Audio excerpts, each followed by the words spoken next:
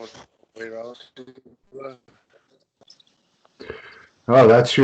is that your boat? Not yet. It's a loner for right now. There's only three islands on this lake, and one of the island owners happens to own a marina. He actually owns a couple of different marinas, and is kind enough to have me utilize a loaner pontoon boat for right now. I mean, why don't we just jump into the interview? I think this should all be part of it if you want to. I mean, that's up to Oh, you. sure, yeah. I'll get it started, and you can tell us. I'm sure the fans will Like want to that, see that. that's the only reason why I threw on the little Hawaiian shirt there this morning. Oh, I thought you wanted to look like Tank Abbott. Well, You got the goatee and the no, Hawaiian actually, shirt. yeah, no, it's like I said, this the whole look ensemble right now is uh, I had it went from a beard to now this mustache goatee type of thing. I'll take that off. I'll just have a Fu Manchu for a few days, and then I'll cut back, and then it's kind of like then I'll turn back into Dan Severn. You know. All right, well, I'll jump into it then since your Yep. connection seems to be good right now. This is Hannibal here from thehannibaltv.com, and today is my special guest for a follow-up interview that's going to be mostly questions that you fans have submitted to me for Mr. Severin. But here he is, former UFC champion, former Ultimate champion, UFC Hall of Famer, two-time NWA champion, former WWE superstar, Dan the Beast Severn, who also wrestled up here in Canada for Great North Wrestling before. How are you today, Mr. Severn? You're outside in the great outdoors. Well, I'm outside of my little island property here. It is starting to rain. I'm okay right now because it's just a nice little light rain. But if it gets too hard, I may have to seek shelter underneath on the porch here. But right now, I'm good to go. But just so your fans can kind of see out there, little panoramic view going all the way around. Do a quick little 360. That I am indeed on an island, and it's not down in the Caribbean or anything like that. It's right here in the state of Michigan. So That's not the same property where your training center is in Michigan, is it? no. This property right here is located in Howell, Michigan, and my training facility is located at Coldwater, Michigan. So, we're still in that uh, coronavirus pandemic, I'll say aftermath type aspect. Each state is a little bit different as to what they're allowing to open up first. Um, a lot of your food industries, going through drive-throughs, things of that nature, or takeouts, they're taking place. But the gym industry is lagging behind. Arizona, they opened up a little over a week ago, but like I said, each state with their governor, it depends upon how they feel we should be moving forward. And there was a fan that wanted to ask you, his name is AL5, what you think about the future of the world and America with what's going on right now with this epidemic or so-called epidemic. Okay, what was his first name? His computer name, I guess, is Oh, AL5. It's okay, just yeah. A lot of people again. That's where sometimes I just wish people would be bold and just if you want to say something, use your name. It's but that's right. He's not looking for anything. I guess when I bring that comment like that is sometimes you have fans that will take a pot shot at you, but they won't. They're not man enough to put their own name behind it. But he was not taking a pot shot there whatsoever. Realistically, I have a little bit different take about this whole coronavirus. Now, was there a virus? Sure, there's a virus. Um, the fact that they did not have any kind of a cure for it. What it was doing, how many people were getting sick. But the reality is the common cold still took out way more than what. So, I mean, it's a shame as to what happened that it caused countries to shut down, cause industries to shut down. I don't know what the numbers would have been. I mean, again, this is just me speaking outright, but even when it comes to the common cold, who's more at risk? Well, older people are usually more at risk, or young people are more at risk. So to me, that's just what it is. As the rain's coming down, I am going to start to seek a little bit more drier ground here, but we'll keep moving along. Not that the beast is going to melt in the rain anytime soon. Yes. It was beautiful this morning as I was sitting outside here. I kept thinking, okay, we'll be coming up here around 8 a.m. this morning. But it's kind of nice seeing the ducks and the geese swimming by with their little families. Oh, you got your flag perched high on your property too. Oh, but of course, I'm a big time American flag waver. I believe in what all the different things that it stands for. Yeah, like I said, going back up there to see. So yeah, even I'll even walk around here on the property a little bit. It's like I said, I'm not going to melt anytime soon. But again, going to look around, little kind of like the little beach area here. Got to get a load of sand in. That's the more difficult aspects. Is everything has to be brought in by barge, and kind of a unique thing over here is I'll aim you out. Seeing a couple of the willow trees here. We just had, again, a lot of cleaning up, a lot of mowing, trimming, picking, or up, raking. This is actually a little boat slip out on this side that I'll have a couple other types of boats, canoes, kayaks, things of that nature, in and out. But I said that here's me doing my lumberjack workout, just simply chopping wood and splitting on up. But it gives you just a better idea of the overall property. Speaking of the lumberjack workout, what are you doing for training these days? You always are known to be in top shape. Well, I tell you what, it's still there's a lot of isometrics. That's the one thing that I always tell people. I tend to work out even when I'm driving down the road. They're like, you can't work out when you're driving down the road. I said, yes, I can. I said, it's called isometrics. And like, what do you mean? I says, well, what do most bodybuilders do? They flex, and actually flexing or holding something for a period of time is basically isometrics. So that's kind of what I do. So as I drive down the road, I'll just simply just flex left arm, right arm. I'll flex legs, abs. Hell, I do torso twists. I do some side bends. I mean, it just all depends because I do go through quite a few rental cars in the process. And, it's I've actually retired a couple of them already on for the different rental companies.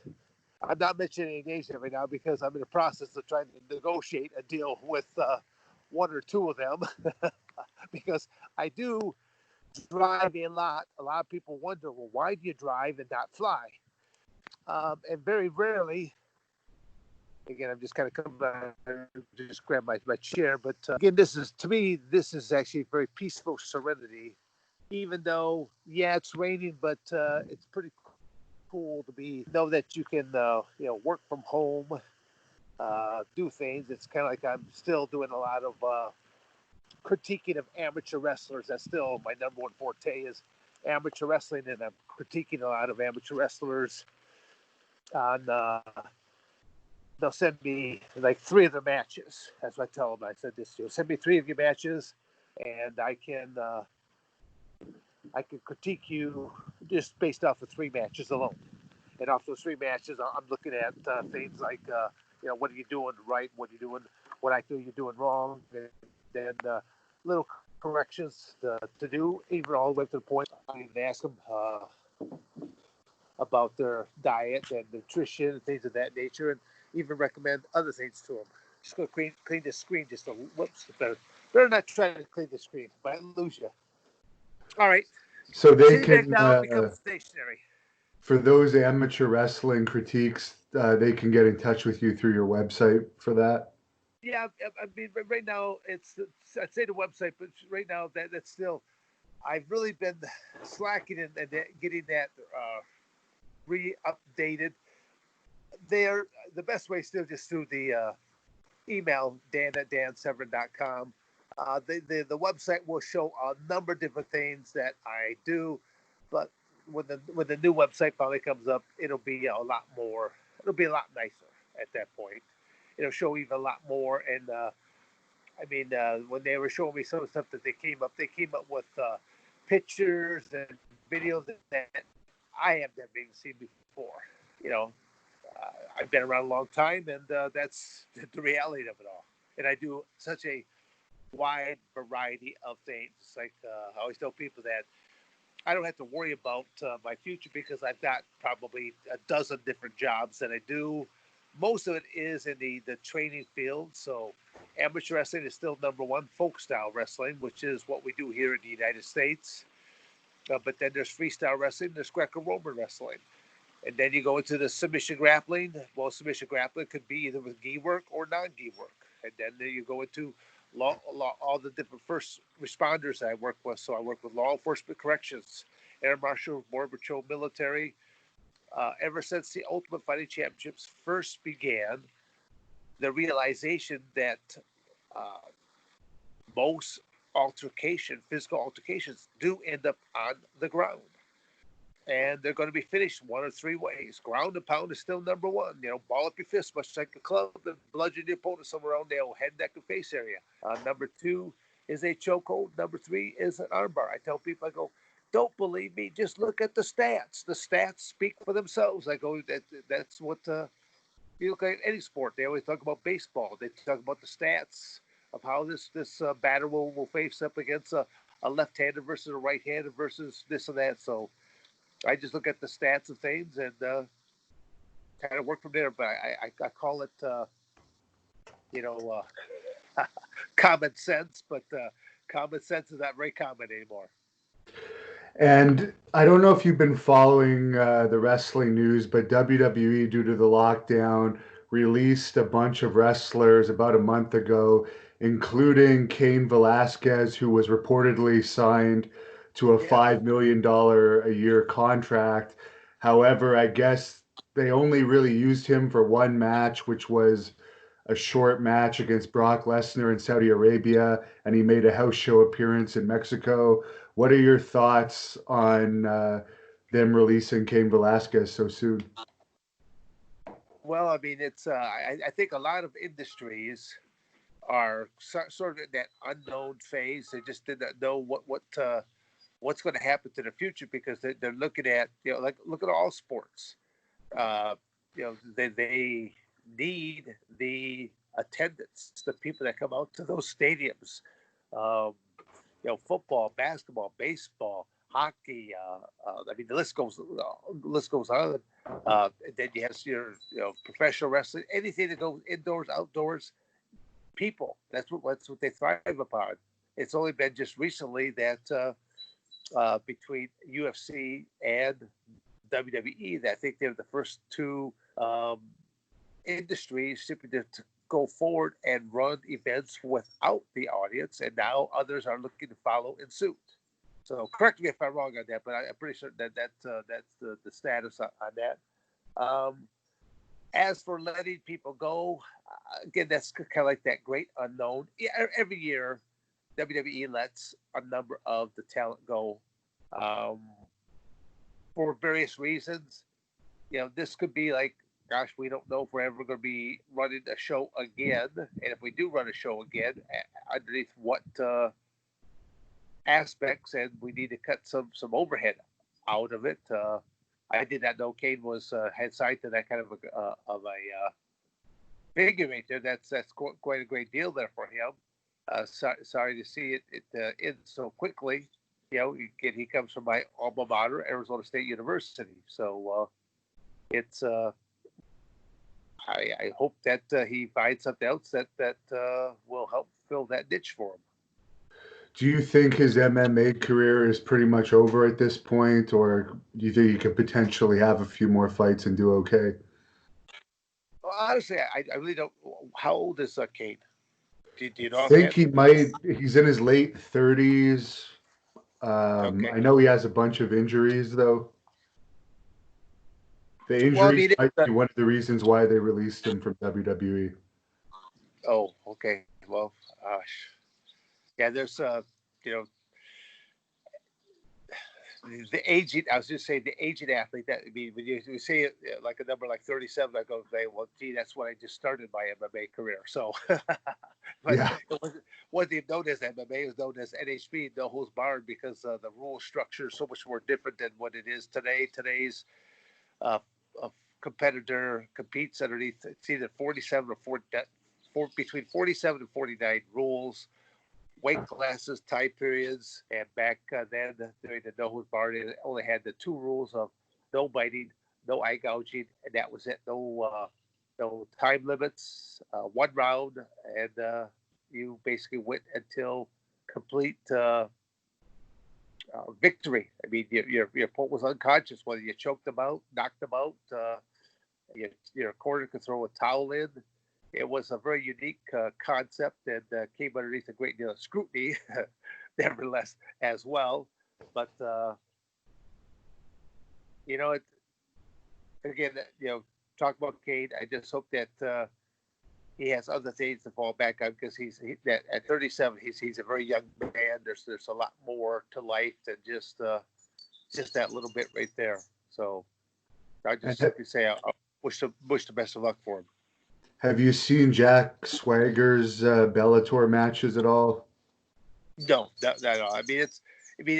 I'm kind of like a hermit in some ways, there, Devin, where I just don't watch a lot of television. I'll watch a video here or there as it comes about. I watch, like, people say, do you watch Ultimate Fighting Championship? Well, I never did in the beginning. I still don't even now. Every now and then I will go to a UFC show in Vegas if I happen to be in Phoenix, not that far away, and I have there might be a match that I'm really intrigued with. But via the internet, I'm always able to watch a match here or a match there. Time. I keep coming back to the word called time, because it's I have so many different things that I enjoy doing. I keep running out of time on a daily basis. My days start off really early, and come about that around that 11 o'clock time frame.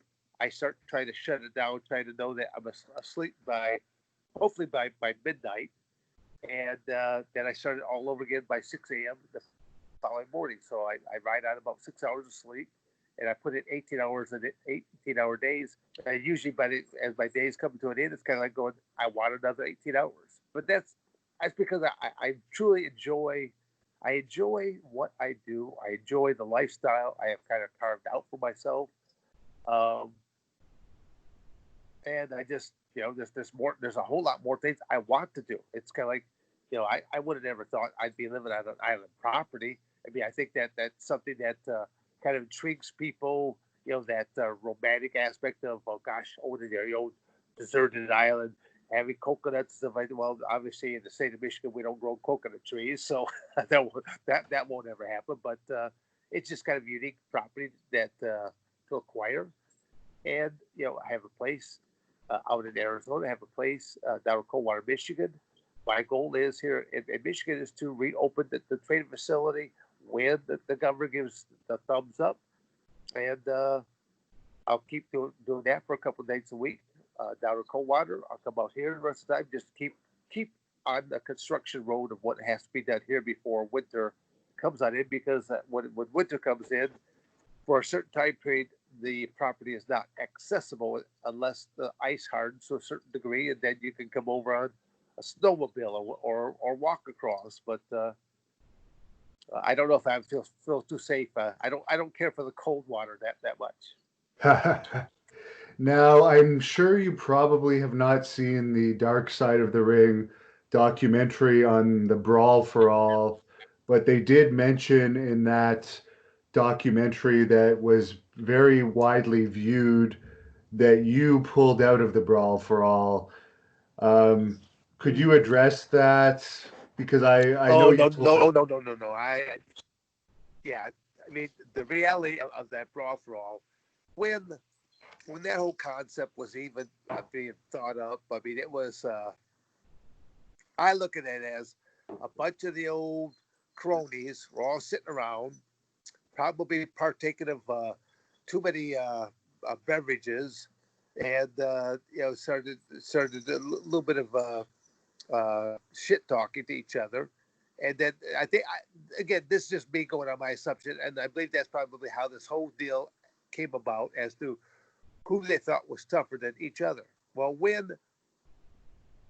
they announced it, it was at a normal Monday night Raw type of a taping. Don't remember where we were at the time, but all the different road agents went out, gathered up all the wrestlers into the cafeteria, and then they started making this announcement of the concept of this Brawl for All.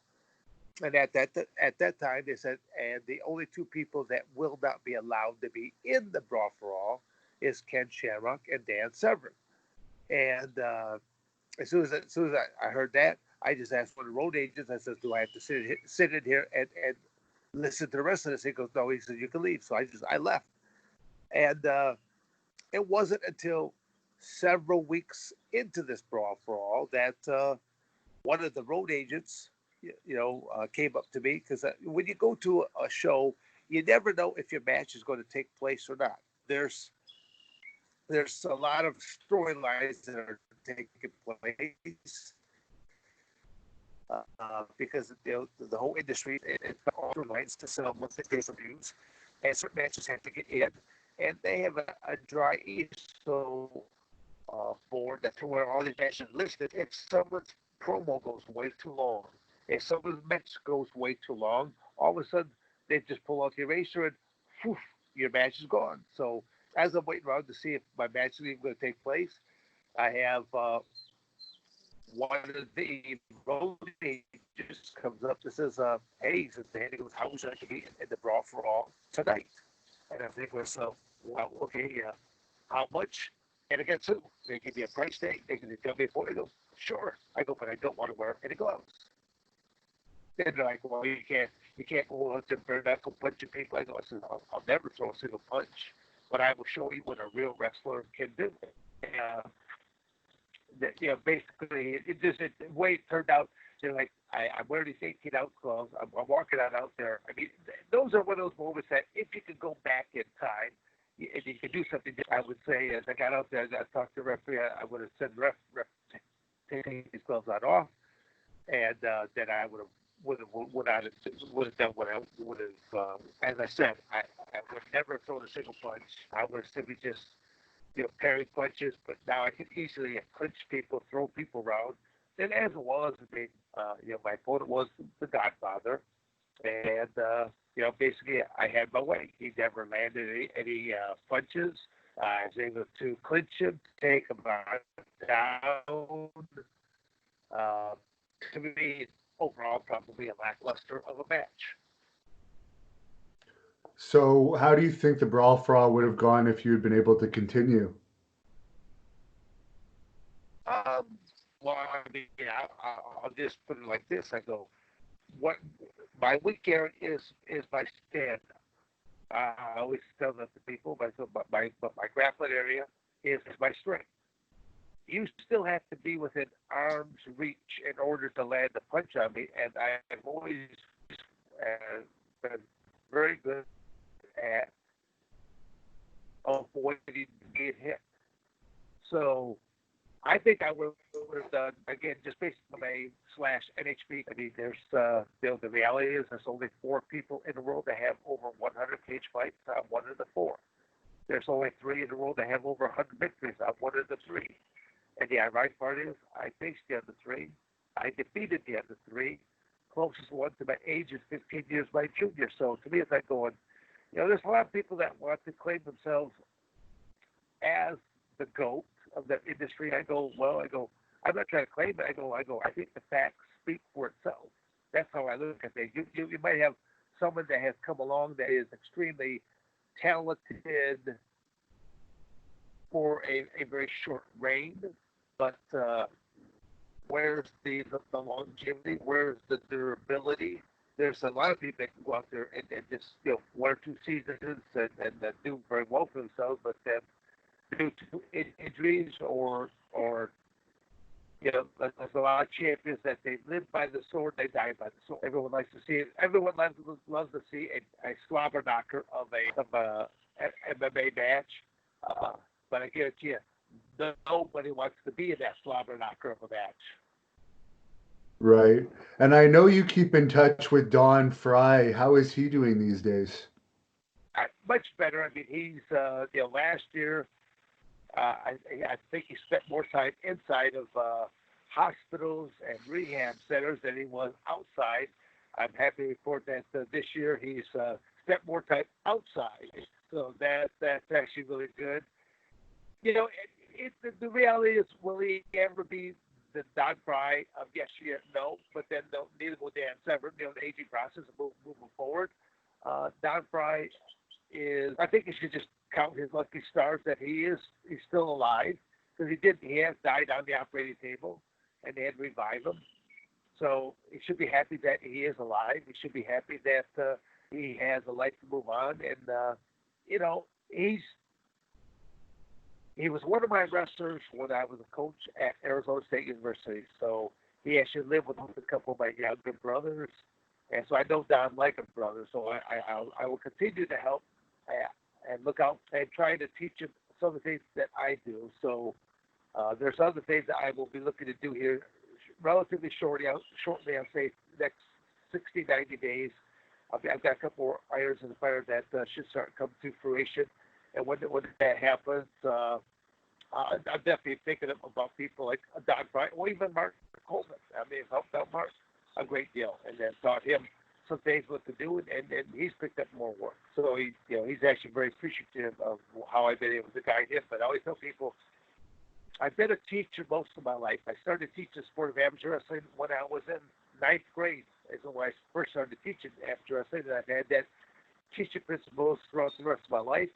I have a teaching degree from Arizona State University. Now, granted, that is in industrial arts, so I'm Mr. Severn. Your shop teacher is really who I am. So, but I think it carries over in a lot of things that I do, how I conduct myself. Can you? Is the audio still coming across here fine? It's doing okay, but maybe I should try. Your picture isn't as clear as it was. Maybe I should try calling you Yeah. back and see if it reconnects a bit clearer. Okay. I mean, I don't know if it's because it's the fogs are behind me. Is there a better? If it's Oh, a this is greater actually better. It's better like that. Yeah, okay. I just have to hold the phone up a little bit higher because now I got a darker background. Whereas before, it's so cloudy in the background, and it's cloudy and raining. Any memories of when you were refereeing the dungeon match between Ken Shamrock and Owen Hart for that WWE pay-per-view? Well, I mean, I think the part I really enjoyed the most was actually in the preparation period of time. I'm upstairs, and I'm sitting inside of the Hart home, the Hart resident itself, and I'm in there with Stu Hart. So I had a chance to interact with Stu a great deal. I guess some people must have told him a little bit about my background because he was asking me about my shooter background, and from what I found out, Stu was really big into shooters, and he even taught all of his own sons how to shoot first before they became wrestlers. So there was I had a very enjoyable conversation with Stu, and it was just a few weeks later that Owen I met up with Owen again at one of the other WWF shows, and Owen said, "Here, my dad wanted me to give you this." It was an Owen Hart T-shirt. Stu Hart did not have a T-shirt made, but it was an Owen Hart T-shirt, and Stu Hart had put his autograph, and he wanted me to have it. So I thought that was a very appreciative type gift. Were you wrestling on the card the night that Owen passed away? No, I was not there that night, so it was yeah, no, I was not there that night, but I had people contacted me the very next day wanting to get my feedback on it, and that's just one of those unfortunate tragedies.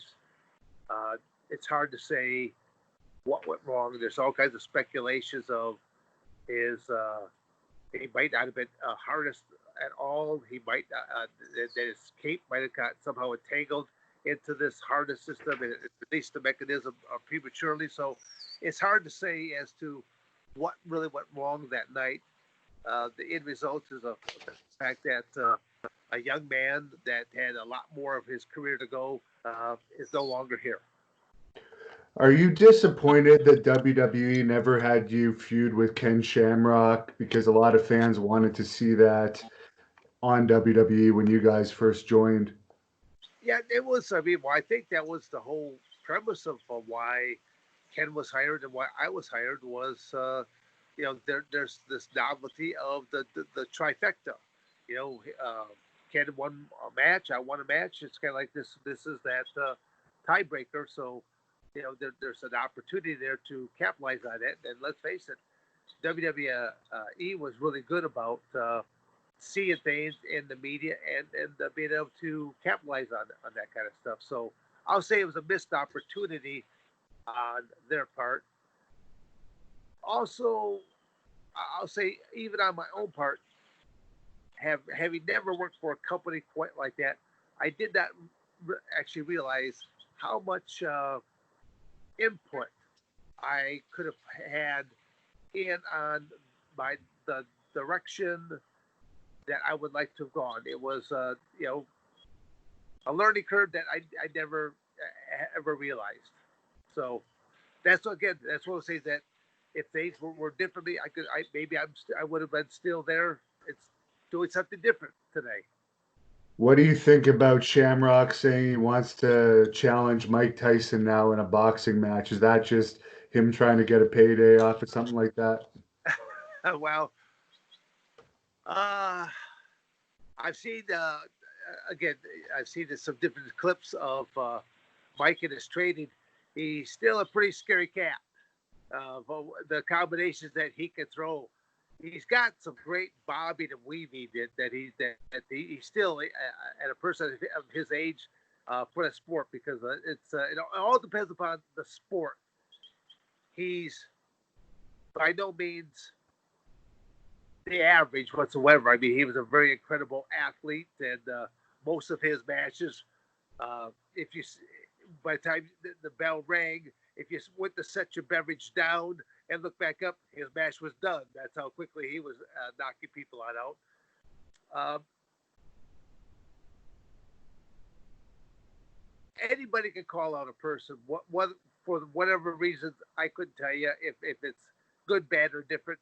I don't think that would be a good move for Ken to do a boxing match with Mike Tyson by any means. Would you consider fighting Ken again if it was a drug tested event, or are you completely finished with MMA now? No, I mean I still would consider whether it's a Ken Shamrock or even others. The hard part, and then even I mean this I already went through the process once. Uh, I basically retired as of January 2013. And when I retired at that point in time, I retired with a clause, and that clause was I would seriously contemplate coming back out of retirement if one of three people, and I went right down the line of Mark Coleman, Ken Shamrock, and a Hoist Gracie. If one of those three people would ever have stepped up to a plate, well then basically about a year and a half after the fact, there was a company that did step up to the plate, and they said you had some interest. And all I know is that throughout my career, I only ever did two training camps, two true training camps, once for 32 days, once for 35 days. The rest of the times, I just basically just showed up. I mean, I was running classes and stuff like that. I always participated in my classes as long as there was an odd number because I was the guy that always filled in and would rotate through people. But when you look at a lot of these UFC fighters today, they know they have their match. They're doing training camp 6, 8 months out before they're actually competing. And to me, it's like going, well, I did one for 32 days, I did one for 35 days, and that was about it.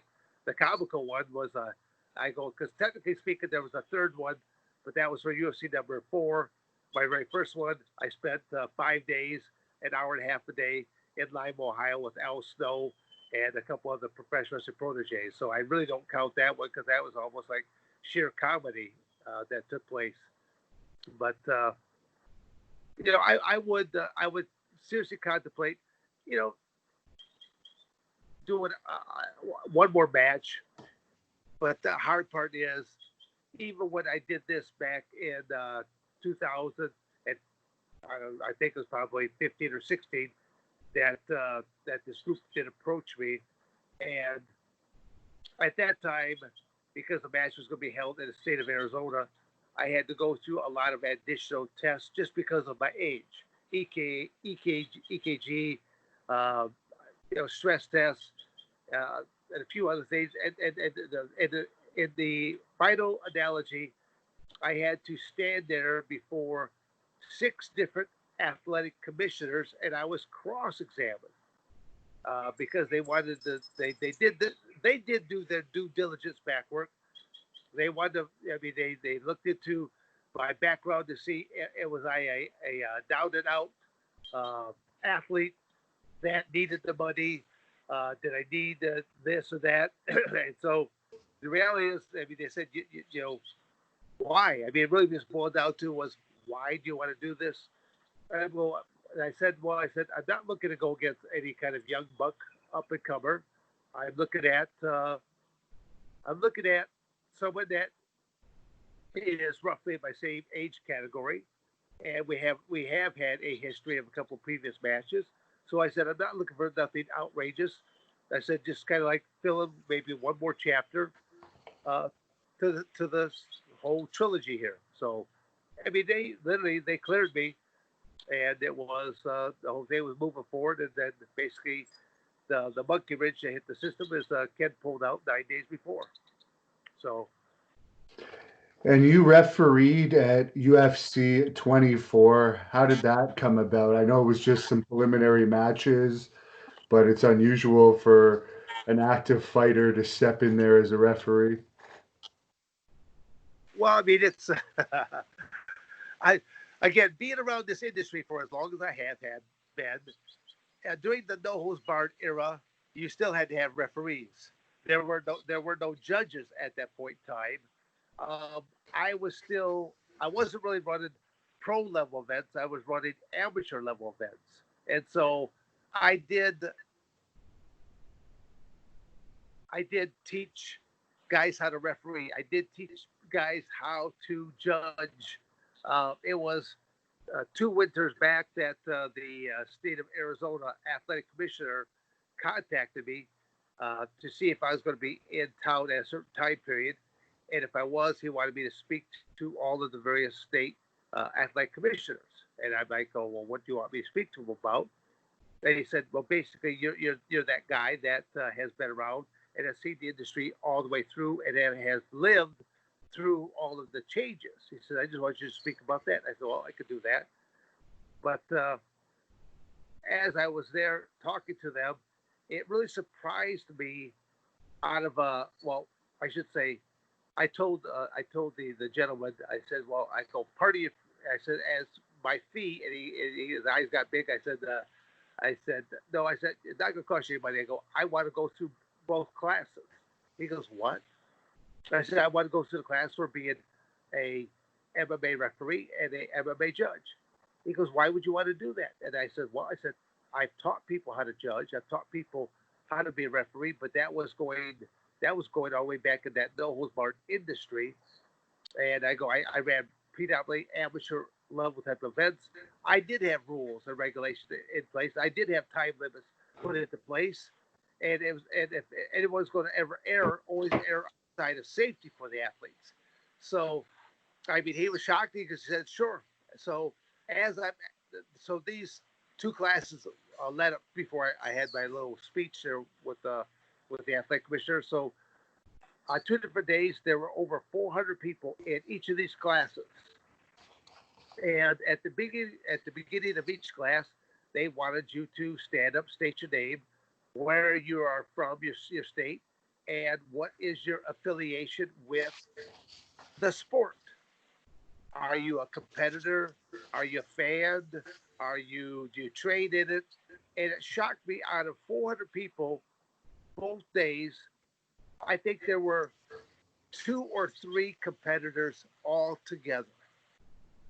And so on day three, when I'm speaking to the various athletic commissioners, as I walked in, I came in about a half hour early, and at that point in time, they were in a very heated debate as to what constituted a downed athlete. Is it 3 points down? Is it 4 points down? Is it 3 points down brainweight? Is it 4 points down brainweight? And then they were bringing up John Jones. That John Jones a lot of times he'll put down 3 or 4 points, and before starting matches. And so I mean, when I say very heated, very heated, I was kind of surprised how uh, people were kind of lashing back and forth, and the president stepped up and said, "Let's take about a 15-minute break.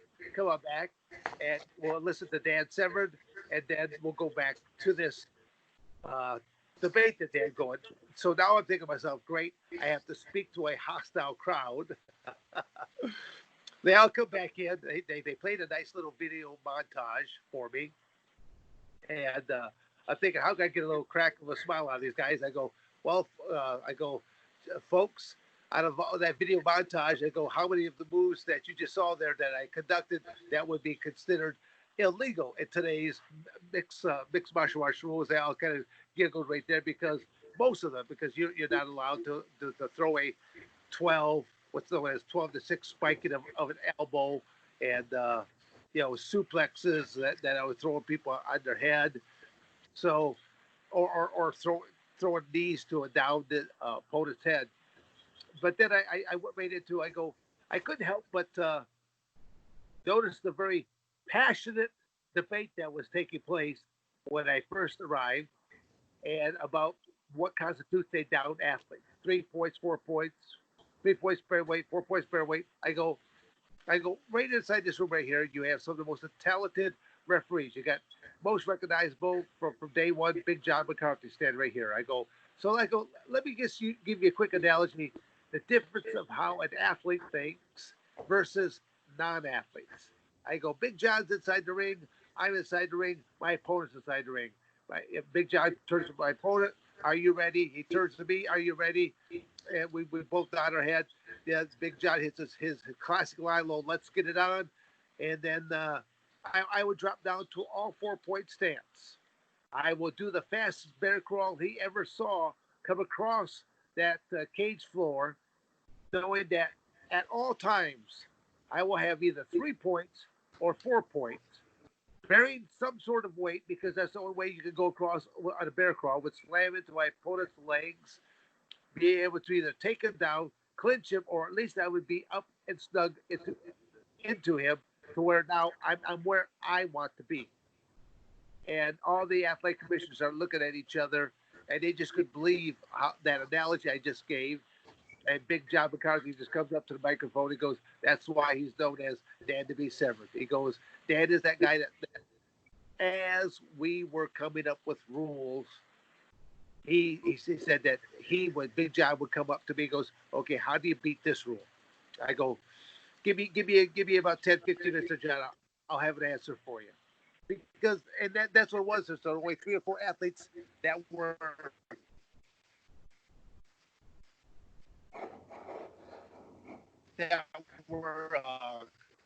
at these different at this judging and refereeing, and it really, because like I said, an athlete thinks a lot differently.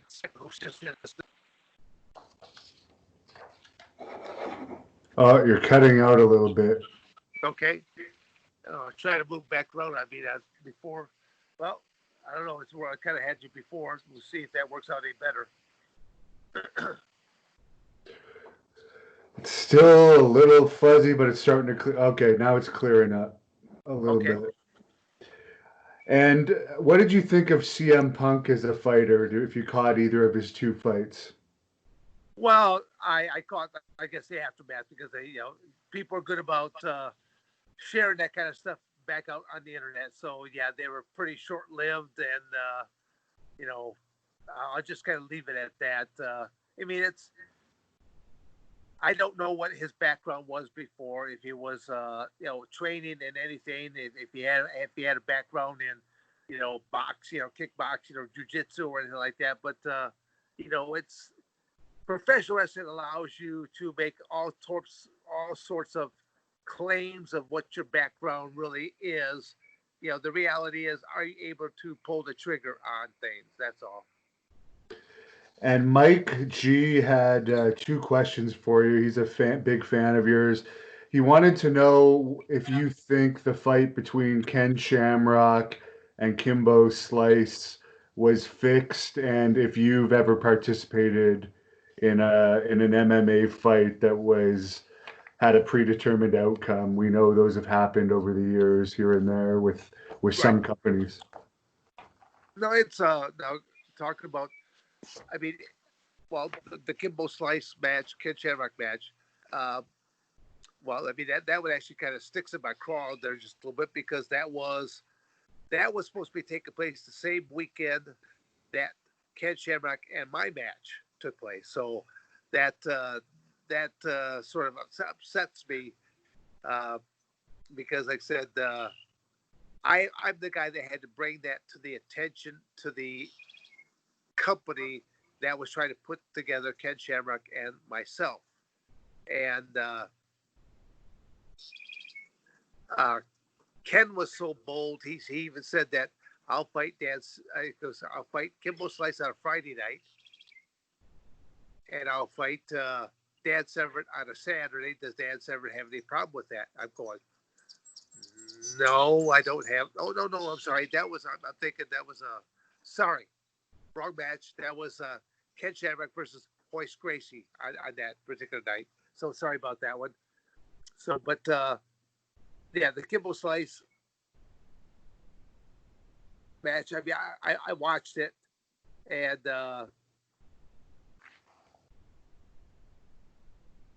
yeah, what can I say about it? It's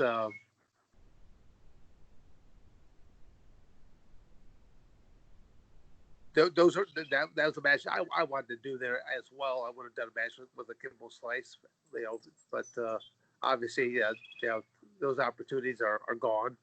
Um, I really don't know what to say about that there, Devin. It wasn't. A lot of it just did not live up to the hype. Just much like with the Hoist Gracie Ken Shamrock match, that did not live up to the hype whatsoever. Uh, and that was just to go back to that for a moment. Uh, you know, Ken had agreed to do a match with me. At the last second, he takes a match with Hoist Gracie for Bellator, same company we were talking about, and I'm the guy that actually had to bring it back to the company that was trying to put together the Shamrock Severn match, and uh, and then Ken he was so bold. He said, "I'll fight Kimball Slice on a Friday night and fight Dan Severn on a Sunday night." And I'm thinking, you know, I told the company, I go, if Ken so much as gets a hangnail in between those two, between that Kimball Slice, Hoist Gracie match, I go, there'll be a bare bones minimum of a 30-day suspension. I said, if you better move the match back by a minimum of 31, 32 days. And basically that's eventually what they ended up doing. It's just, just a big waste of time. Something that, again, I don't like to waste. It was the best training camp I had ever done in my life, ever done. I was down to 200, and I think I was down to 237 pounds. I mean, I hadn't seen 237 pounds in the last decade. My cardiovascular was off the hook, and again, I'll say I kind of look somewhat like I do right now, except I had a full beard. Hair was completely white at that time because I always tell people, I said the reality is I've been coloring my hair since I've been 27 years of age. First started with the beard, and then I had to go more and more real estate because more and more gray kept popping on in. But it's the funny part about it is at different gyms that I was doing my different workouts at, more and more people started to gather. They started seeing the pattern of times that I was coming to these gyms, and more people started showing up at different times. And they were like, "Who's this? Who's this Santa Claus looking old fart over there? The guy just doesn't stop. He just keeps on going and going and going." So that was I got a kick out of it. Did you ever amateur wrestle Dr. Death, Steve Williams in your career? Yes, I did. Actually, and he beat me. Oh, So wow. yeah. So it was I don't remember where it was, but yes, we did encounter each other, and well, I know it was actually it was my senior year. So my junior year in college, I had suffered several little neck injuries to where I decided to move up to the heavyweight weight class. The reason I said that to go up to the heavyweight weight classes was because heavyweights don't move around near as quickly as what the 190 pounders do, and I was trying to do something to where I could protect myself a little bit better. Uh, but the heavyweight weight class was still not regulated. You can weigh anything as long as you weighed a bare bones minimum of 175 pounds. And there were still heavyweights that were in excess of 400 pounds. And I ended up wrestling Dr. Death. I just remember I shot in, and as I shot in, he stuffed me. In the process of stuffing me, um, I I kicked my neck in such a way that I just felt that like a bolt of lightning go down my spine and stuff like that, to where literally I couldn't do anything. I mean, he just flopped me over, and that was it. I actually laid on the mat there for quite some time there, and docs stuff like that checking me out. So I'll just say I took some. That's why I did take some time off from the sport of amateur wrestling, and I thought maybe I might be done. So, just like you talked earlier on in the conversation here, about Cain Velasquez, injuries do take their toll. Some people are able to come back, or they're able to modify uh, what they're able to do to a different degree. So And this is a quick question from Samuel Gates. He's from Coldwater, and he says, which burger joint is better, Midway Burger or Willow Burger? see now, I've never had the burgers at Midway. So Midway is a bowling alley. Uh, but I've never had the burger there. I would have almost there's the nice part during the summertime. There is an actual root beer stand that I frequent. With some of my kids at different times that I've gone to. And for life of me, I've drawn a blank on. But it's only open during the spring, summer, fall, and then shuts out for wintertime. But that's the place I'd be talking about. And the last dragon wanted me to ask you if you ever had any heat with another wrestler backstage in WWE. No, no. I pretty much stayed to myself. Um, you know, the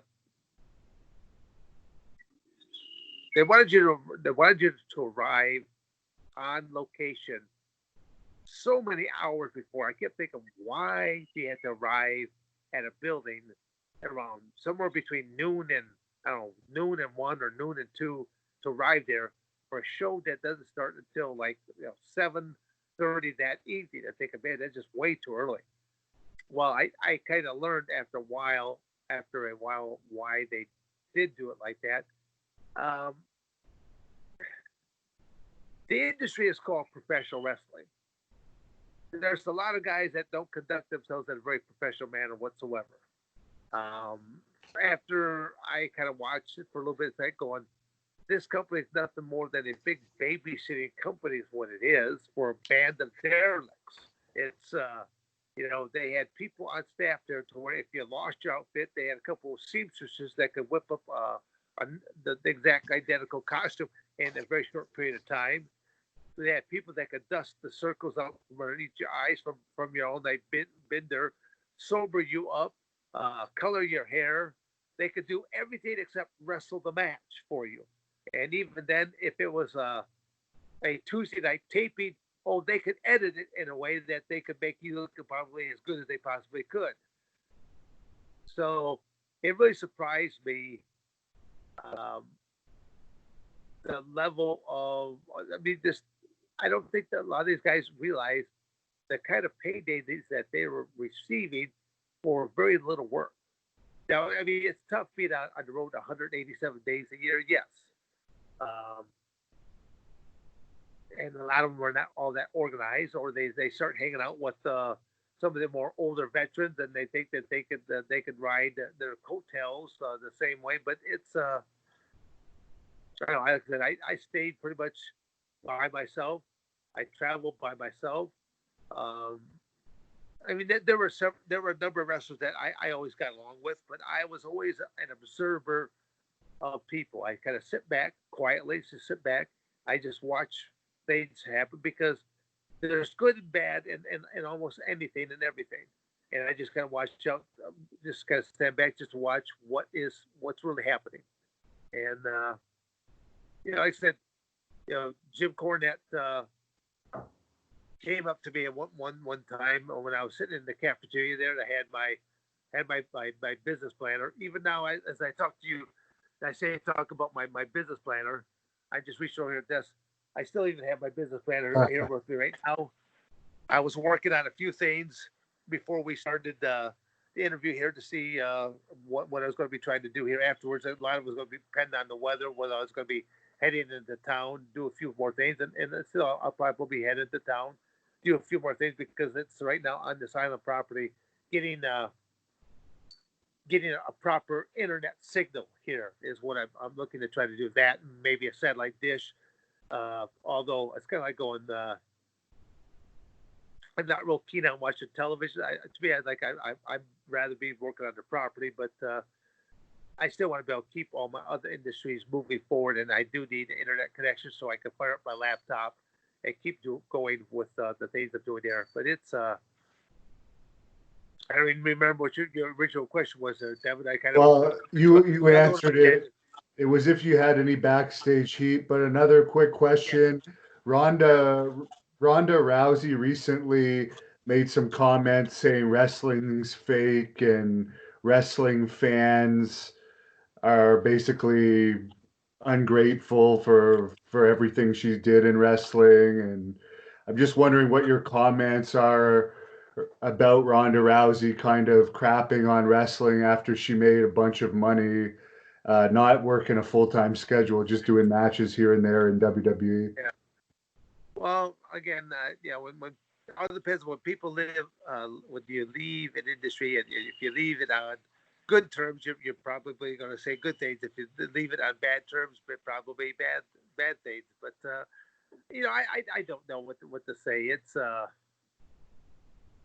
she was really good at what she did in the MMA industry, and I think she had a real opportunity with that industry. I travel. I'll speak just strictly on myself. I travel with two of the most prestigious belts. I travel with the NWA belt, and I travel with UFC belts. Now, when I go to these different fan fests or these comic cons, things of that nature, people that come up there, get just to get pictures with or get things signed by. They see the UFC belts. They're like, man, they love seeing those UFC belts up there. And then they'll see the NWA wrestling. They're like, well, what kind of wrestling is that? And I'll say, well, just like what you see on television with a WCW. I see. Well, when there was a WCW and a WWF, now I guess I have to start putting in a couple other companies out that are doing a good job on the independent scene. Um, and they're like, you read the fake stuff? I go, well, I go. Obviously, you recognize these UFC belts. And they'll say, oh yeah, love this stuff. And I'll go, well, why is it that I've been hurt so much more in my professional wrestling career than I have been in uh, my cage fighting career? And they look at me puzzled. I said, well, that's reality. I go, I have had three major careers as an amateur wrestler, a professional wrestler, and as a cage fighter. And the safest thing I've done is cage fight. And they look at me, well, that's got to be impossible. I go, well, the amateur wrestling, just because of sheer numbers of matches, and wrestling internationally, because in international competition, it's a whole different animal as opposed to wrestling domestically inside the United States, a lot more civilized. But when you're in a former Eastern Bloc country, I was still wrestling during the Cold War era where Russia, they've got nuclear power. The United States has got nuclear power. They're puffing out their chests at each other like two bullies on the block. And I'm just thinking to myself, when you talk to the athletes behind closed doors, it's a whole different picture because the Russians. I've been to Russia, half a dozen different times, and they want the best things for their family, same way as what Americans do, and the same way Canadians do. Everyone just wants the best for their families and just to be left alone. Well, it's it's it's our governments. Most Russians, they don't like their governments. Well, how many Americans like their government? Same way, how many Canadians like their government? you can you can simply just look at each one. If the governments would simply bring in more advisors from the real world, people that actually work and do things. But I don't know. Going off onto yet another tangent there, Devin. And Brett Mitchell wanted me to ask you if you've ever been in a street fight or bar fight. I know you're not the type to hang out at bars, but No, no. I did do a lot of appearances at sports bars, things of that nature. And I even learned real quickly then to set that time frame up a little earlier in the evening and not later in the evening because after some of the patrons have partaken of too many of those barley pops and that they get a little bit more bragocious and brave there with you. So no, I've never been in a physical altercation. Um, but I always tell people I've never been in a fight in my life, but I have been a competitor my entire life, and that's a whole different cat to deal with because I always look at what are the rules or regulations that you are dealing with, and that's I would have never again like for example I would have never pursued a boxing career because I don't possess that skill set, but to be thrown in a no holds barred, I'm thinking, okay, now that you allow me to use my grappling ability, you know, I'm game for that. I mean, even to reiterate that the very first time that I was called by the UFC that, hey, you're going to be in UFC number 4. I mean, I did not tell a single family member. I didn't tell my wife. I didn't tell my kids. I didn't tell my brothers or sisters, mother or father. I didn't tell anybody. I basically just I took out 5 days.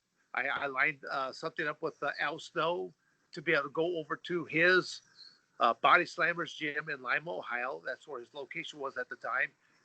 Because a professional wrestling ring was the closest thing that I could come to a cage, a confined area. Um, and I trained with Al Snow and a couple other professional wrestling proteges. They had one pair of boxing gloves between the three of them, and they just basically kept rotating where they were trying to punch, kick, and then slap on whatever submissions they could do. But the reality is, having boxing gloves on it's kind of tough to throw on the submission locks. So it I just say my training camp was actually it was comedy is what it was. It was a joke. It was a comedy, and I basically just kept every time that I would kept clinching them, I kept taking them down, or I just slap on wrestling techniques, turn them illegal, make them scream and squawk, and that was my training camp. So I always tell people that I never learned a single punch. I never learned a single submission. When I showed up to UFC number 4, I'm just I have one of the UFC's representatives. They're like, okay, well, how much do you weigh? Where do you hail from? What's your height? All this kind of factors. And then the first time ever, I was asked the question, so what's your martial art? I'd never been asked what my martial art is. So I said, well, I'm an American wrestler. And they had never heard that response before. So they leaned forward and they're like, what exactly does that do? And so I kind of lean forward just like them. I kind of look left to right. And I'm like I'm about to say the most risque thing in the world, and I'm like going, you might want to watch. I'm kind of making this up as I go. So yeah, it was the reality was I was making up on the fly there because I had never been involved in a fisticuffs like this. So And what's your opinion on? Oh, is this? Can you hear me? yeah, I hear just fine. Okay, the screen was just acting a little weird. I was just wondering what your opinion is on Fight Island, which I guess we know now is going to be in Abu Dhabi. Well, it was funny when that was first being announced by Dana White. Um, I had a gentleman that contacted me for an interview, and as he's talked to me, he asked me that same question. And what I came back with was, well, I'd be like, well, Devin, I don't know if I'm really at liberty to say. And then and he was like, oh, well, what do you mean? I said, well, yours truly just recently purchased an island, and now he's like, no, you're hosting the UFC on your island. I said I'm not at liberty to say. So I had a lot of fun at the expense of the interviewer. So I don't know whatever came of that, but it was just have just a fun day. That's all. Do you follow UFC much still? I mean, to a certain degree.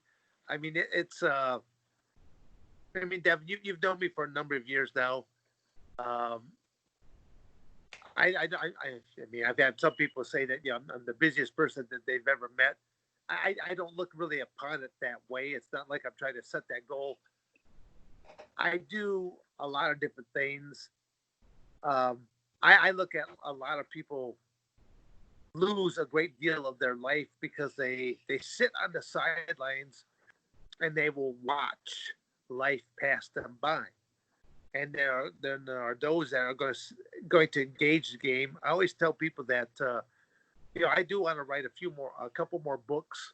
I have one book out so far, but it's to me it's like going, it's okay. It's an easy read type of thing there, but it doesn't really go into more the mindset and things of that nature and travel and competition at different countries.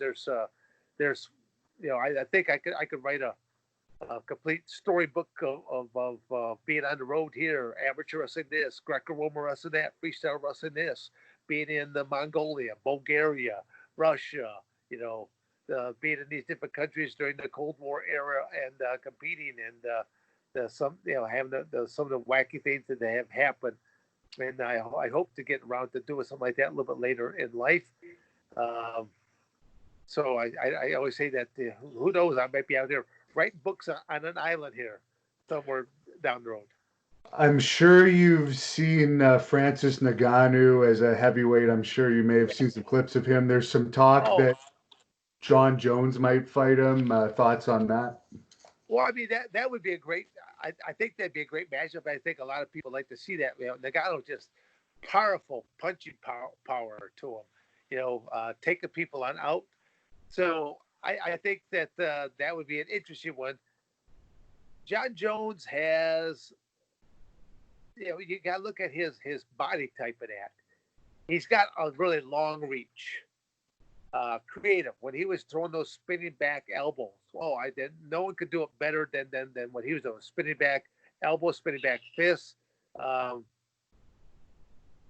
that would be interesting.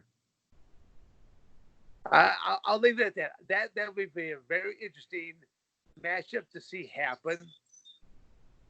Probably one that if it was happening in Vegas, being one of those ones that I'd probably be trying to make. What advice would you give John Jones? He seems to still be getting in trouble. I mean, the last interview I talked to you Oh. in 2018, he was in trouble then, and he just had another DWI issue, I guess. I John Jones is his own worst enemy. That's all I can really say. He's I there's really no advice I can give him. He's a grown ass man. He knows better. He just doesn't do better. So there's not much I can say. There's comes a point in time you just gotta uh, let it go. That's that's all I can say about that one. And for Daniel Cormier versus Stipe Miocic, they're saying it's going to happen before the end of the year. Who would you choose in that one? You know, Kobe, I like.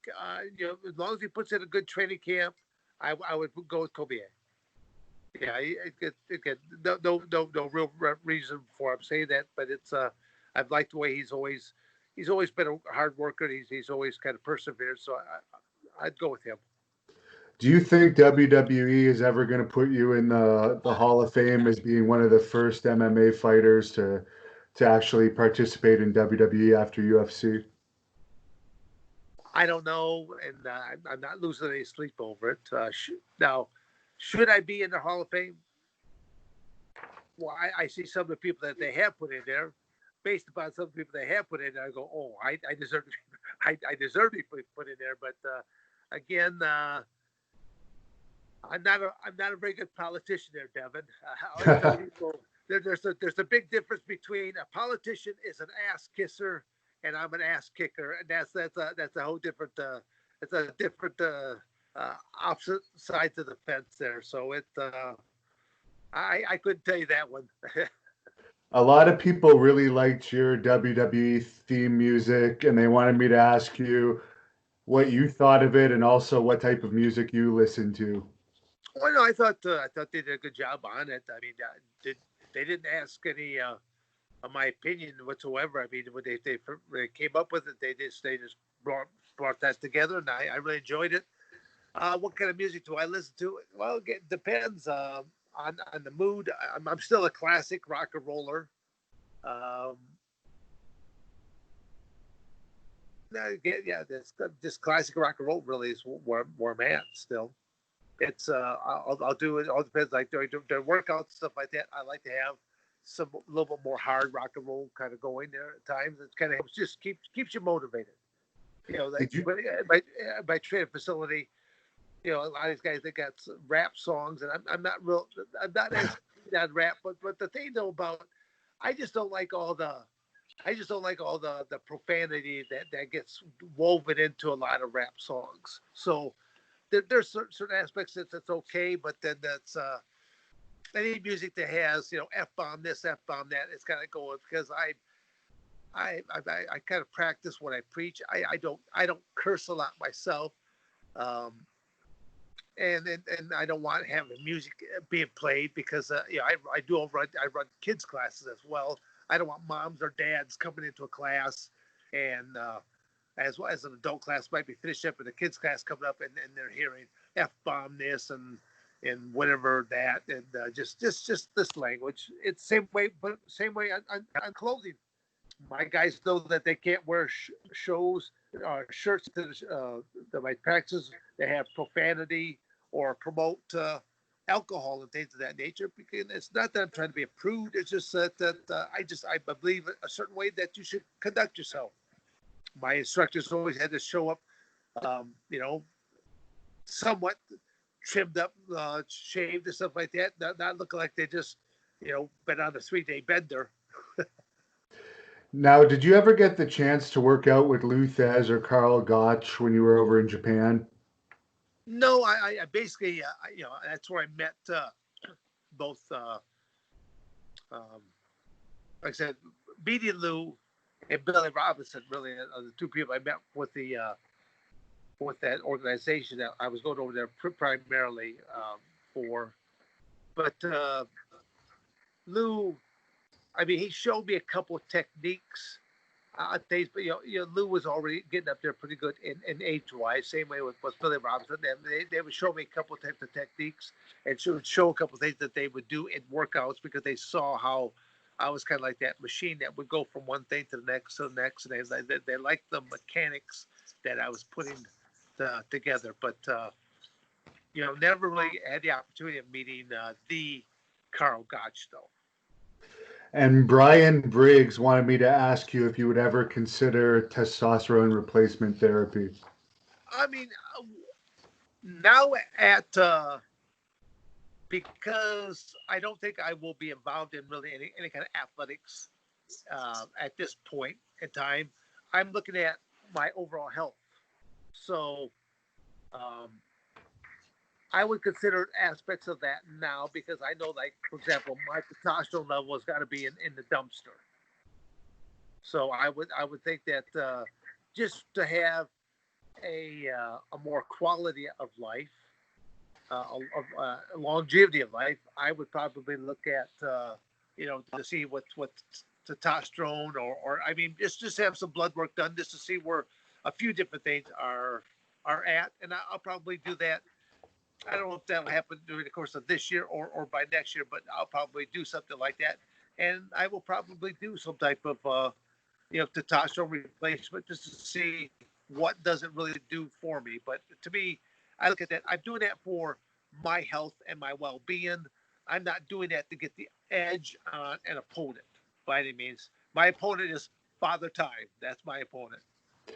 And what's the craziest experience you've had on the independent wrestling scene? We both know some of those shows can be a little out there sometimes. Well, I witnessed something that down in one of the southern states. I can't remember if this was down in Tennessee, Kentucky, or where exactly this took place.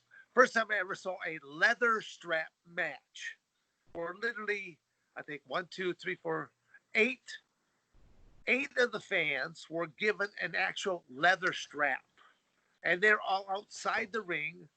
And the two wrestlers that were inside the ring, if you got tossed out of the ring, these fans were literally able to beat you with this leather strap. And both these guys kind of wore heavier garments, and I felt sorry for this for one of these wrestlers because this gal, she was a good sized gal, probably she probably tipped the scales well over 400 pounds. She got a hold of his jersey, and she was whooping that strap on him. I'm thinking, I don't think this important. This poor guy's going to make it out of here alive. But that was one of the craziest things I ever saw, was an actual leather strap match and fans participation. That's hilarious. And a bunch of fans wanted me to ask you, what are some of the keys to staying in such good health as they grow older, since you've done a great job of drinking from the fountain of youth, you could say. Well, well, hopefully we'll do another interview, and I'll have all of this. This will all be gone, and it'll be all colored back to the normal Dan Severn type of phase. But you know, I've been lucky, I'll say, in certain aspects because I have had injuries, um, and I've been able to come back from them. I mean, I actually thought I was going to be done at one point, especially with when I had my neck injury. I thought I was going to be done there. I've had 4 knee operations. I thought I was going to be done there. Um, Recently, when I say recently, within the last uh, 2 years or less, I have had stem cell shots, and that has worked a wonder for both knees. To where literally I'm back to, I'll say, like a light jog. I could actually jump rope to a certain extent there once again. To where, I mean, there was one point that that was really being restricted. So I really believe in stem cells. I believe in CBD oil. I believe in there's a lot of natural things that we could be doing versus simply just going to a hip replacement, knee replacement, invasive surgeries where you just will never be quite the same. What's the name of the stem cell place where you had your work done? Well, right now it's I mean, if people want to contact me just through via my email address, dan@dansever.com, that might be the best way of doing that for right now. This company's changed up a little bit, and I want to make certain that I'm giving the right people credit for where credit is due. And is there any special diet that you've kept over the years? Not necessarily. I mean, other than I've ballooned up at different times of my during my career itself. I've been as high as 200. I broke 290 pounds at one point in time. I was a heavyweight wrestler at that time, and I mean, I was eating a lot. I mean, but I was working out like an animal. Now, granted, um, my wardrobe was predominantly stretchy pants at that point. Athletic gear. But now I mean now I'm probably right around that 235, 240 range is where I'm probably sitting at right now. And my goal is drop over the course of the next couple of years. I want to drop about another 15, 20 pounds to get down to around that 220-pound range. Again, just for longevity's sake, because the big heavy mastodons, they don't last in this world. It's those leaner, lighter creatures, and so it's kind of like going. That's what I'm just slowly trying to do. I don't do anything crazy or erratically. I just kind of just slowly just try not to eat late at night. And that, but most Americans, that's our kiss of death. Um, we tend to eat uh, quite a bit late at night, and then there's no physical activity. The activity is working your thumb on a remote control, and always really was what you're doing. And so, I'm up early. I'll eat probably one of my bigger meals between either breakfast or lunch, and then and my dinner meal. Then it'll be a much lighter meal most of the time. And last few questions here. Did you have much experience working with Bruce Pritchard in WWE? No, I mean we just interacted just a few different times. I think he just kind of just enjoyed me because I was one of the more older school kind of guys, and just had a lot of different types of moral type of characters to it. So I guess that's really the only thing I could say. He's always kind and And working with what me. about Vince Russo? I know you're a Jim Cornette guy. Was there Yeah. ever any conflict between you and Russo? No, never really a conflict. There's just things that again, I did not really ever interact with him. I think he was just doing his own thing. I really didn't realize all the power he had at the time and the direction he was moving. It just there's a lot that I just did not understand about how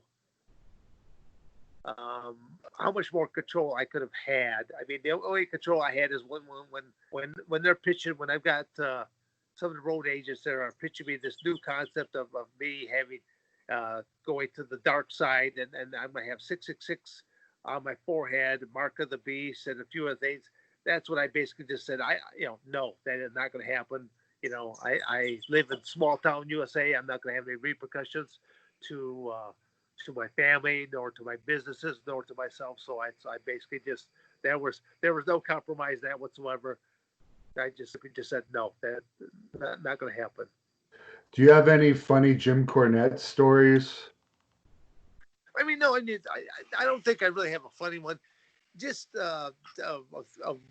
just being around Jim, watching him. I've watched him in interviews stuff like this. He's very very passionate about the sport of professional wrestling. He's very passionate about storylines. I mean, he's just one of those old school kind of guys. He grew up with it. He loved it. I mean, when you watch him talk about it, you could just see the kid in him come out. I mean, he's very very. As I said, I used the word already. He's very very passionate about it. He protects the industry. So, he's always done a great job by me and being a part of a couple of different things that involved him. So I really enjoyed being around him and his character, and just getting to know him a little more. And finally, as a coach, you've been a coach for decades now. What would be your best amateur wrestling advice and your best MMA advice you could give fighters potentially watching this interview? Well, I mean, the bottom line in both industries is simply don't put all your eggs, excuse me, don't put all your eggs in one basket.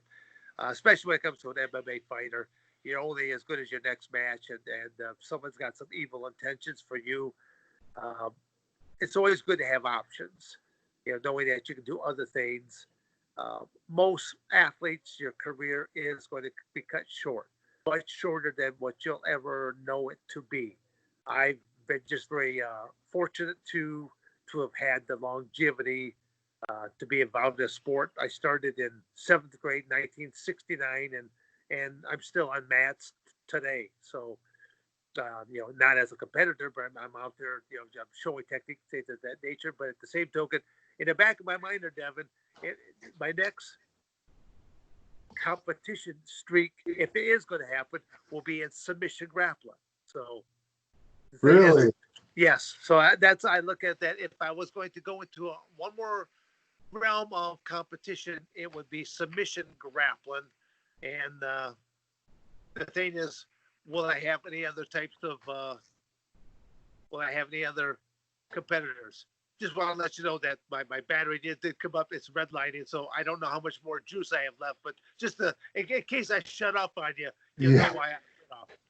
Now, just on the submission grappling, this goes into a fan question. I didn't ask you, but I will ask you since it's related. Is there a submission move that you're really good at that we haven't actually seen in one of your ultimate fights, but you do it a lot in practice and you enjoy working it?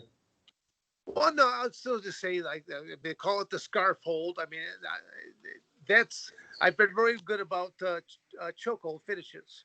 That and key locks. Those are the top two moves that I'd say that I finished most of my MMA matches in, and even in the practice room, the guys all enjoy rolling with me because sky's the limit. I would try anything and everything in practice. And I mean, even up to the point that I'll go into a leg lock. And I very rarely will go for a leg lock. But they just they enjoy rolling with me because they simply know that I'm the safest guy in the world that they'll ever roll with. Um, and yet I'm the safest guy and yet the scariest guy because I think way outside the box. I do put different things together that have not been seen, and a couple of them actually have been known as the Severn choke and things of that nature. To where, I think there's a lot more people have come up with even more techniques. I mean, each person is different in terms of body types. How long people's arms are, things of that nature. But then the competitors, whoever you're competing against also makes a world of difference because there's some guys that they got a tree trunk for a neck, and it's going to be tough to try to choke that neck, especially if they got big old traps and stuff like that into through there. So just body types uh, represent different types of opportunities as well. And where can we follow you on social media if people want to look you up? Well, I still guide everyone just to my website, dansevern.com. And my email address is on there, and my social media outlets are there. They can see various products that they on there. They'll have a difficult time ordering it, but if they do contact me via uh, email, dan@dansevern.com, that'll be the best way of just doing it. But they can see things on my website. The new website, like I said, is very. I can't wait till it gets up because it's stuff that I've never seen before. Well, I hope that fans might not know this, but I was supposed to go to Phoenix to do an interview with you, but the lockdown happened and you were going to take us on kind of a tour to some of the sites that were important to you. Yeah. So I hope we can still do that whenever they reopen these borders. I'm looking forward to that. But any final message to close this off? No, I mean right now. I mean it's we're coming out of this pandemic. I mean it's I just tell people just to move forward with your life, re-engage it. Um, to more Americans, I'd maybe say stand up for your rights, understand the constitutional rights, stand up, and we need to hold more of these politicians accountable. I simply look. I'll regale one more story here. I went to Washington D.C. a number of years back, and I'm being toured all through the House, the Senate, things of this nature. It's all pretty cool. And at the end of it, the tour guide was asking if there's any questions. No one seemed to be asking any questions. I'm like going, well, I raised my hand. He says, yes. I says, well, I wanted to know how do I fire? How do I fire my elected official? And he goes, what? He goes, I don't understand. I go, well, I go, as I understand it, and correct me if I'm wrong, I go, their salary is paid by my taxes. And he says, yo, you're correct. I go, thus, I am their boss. I am not happy with my employees' performances. So, thus, how do I fire my employee? Well, I opened up Pandora's box because I really do feel that about most politicians. They live, they live a very uh, they live a lifestyle that they should not be accustomed to.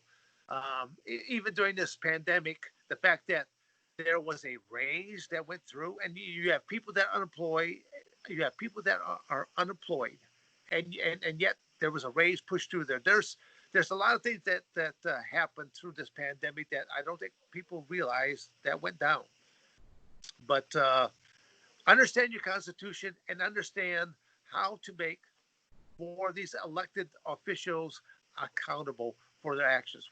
There is power, just need to know how to go after it. And that's probably something that I may get into a little bit more politics as time passes on as well, because I can't stand a lot of our elected officials.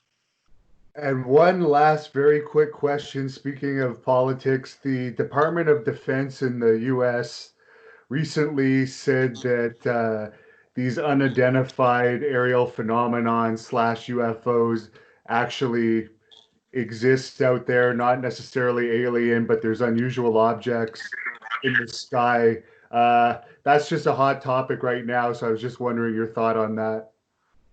Well, I guess I'm not aware of that, but to me, the universe is a very vast place. To think that we're the only planet that has any type of habitable life, I think that might be rather small thinking there. I think that there could be other places that could be inhabited just like we are.